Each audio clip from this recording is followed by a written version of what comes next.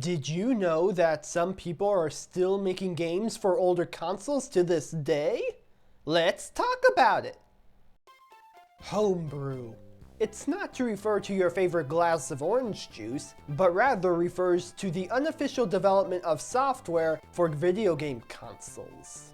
In other words, this is software that has not been approved by the official gaming companies that are in charge for allowing said software onto their hardware. An easy way of knowing this is if the software itself lets you know very early on that it has been licensed by a gaming company to be on their platform. This is not to say that the company owns the software itself, but rather that the software has gotten official permission to be on the platform.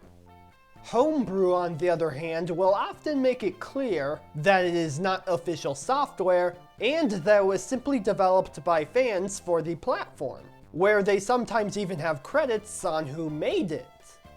Though a weird point, it is still worth discussion on whether or not it is ethical to sell homebrew video games.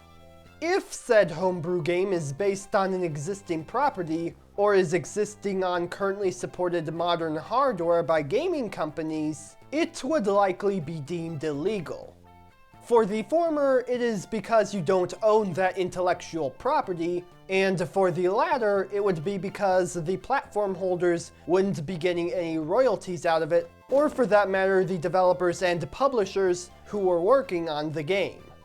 However, if it is based on older and no longer supported consoles, say in this case the Super Nintendo Entertainment System or the Game Boy Advance, then that would be fine, as those games are no longer on consoles, as they no longer carry any more mainstream relevance to have games made for it in the first place.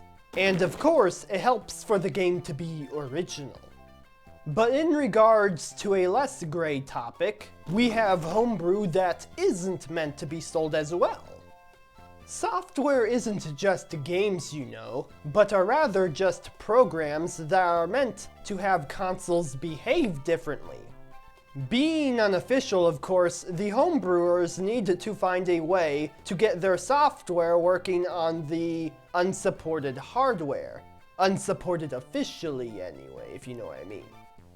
This can be done by either using an oversight exploit that is found in the console's software or hardware to make it vulnerable, in this case a soft mod, or it can be done physically by changing certain pieces of hardware so that it may now recognize the unsupported software, which is a hard mod. Though regardless of whatever exploit is being used, the goal is to get the unsupported software on the hardware in some manner. Once the exploit has been exploited, the world of homebrew has opened up to you. This can range from playing digital-only homebrew games, to playing on emulators, to even playing on specific fan-made firmware if you want.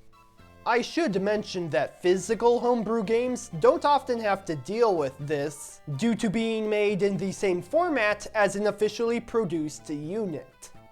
Though speaking of games, I'd say that my favorite use of homebrew is using it to rip the contents of an existing physical unit, in this case a Nintendo Wii disc, from a Nintendo Wii and creating a personal copy of said game.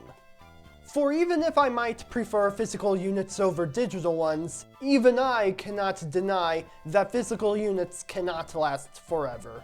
Thus, copying the files onto, say, a hard drive, and then later playing on an emulator is an ideal means of preservation. Or you could even play the game running directly off of the hard drive itself. This is actually possible for a lot of consoles that have built-in hard drives.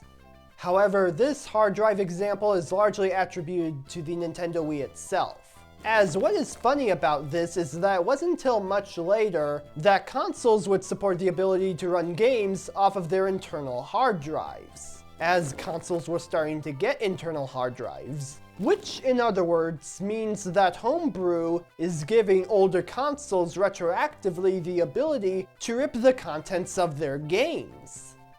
It should be noted that when the process of ripping was officially implemented, such as with the Xbox 360 for example, the console itself would not let you play the game until the disc that you used to rip it in the first place was inserted into the disc tray, or at least a copy of the disc, to my knowledge. That way, it acts as an extra security measure to make sure that the game you are playing is a legally bought copy.